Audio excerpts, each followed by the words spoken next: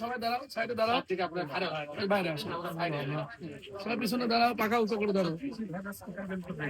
আসসালামু আলাইকুম। ওয়ালাইকুম আসসালাম ওয়া কি রাহমাতুল্লাহ।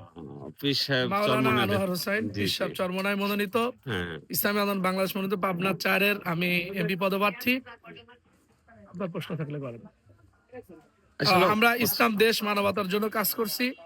আল্লাহর ফজলে আপনারা জানেন বিগত 16 বছরে 54 বছরে আমাদের দেশে যারাই ক্ষমতায় এসেছে তারাই কিন্তু এদেশে দুর্নীতি করে, কেউ বা এদেশকে 5বার বিদেশের মানচিত্রে চ্যাম্পিয়ন করেছে, কেউ বা দুর্নীতি করে দেশটাকে ধ্বংস করেছে।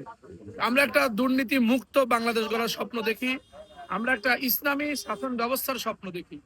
আপনারা ইনশাআল্লাহ হাত পাখার পক্ষে থাকেন, ইসলামের পক্ষে থাকেন।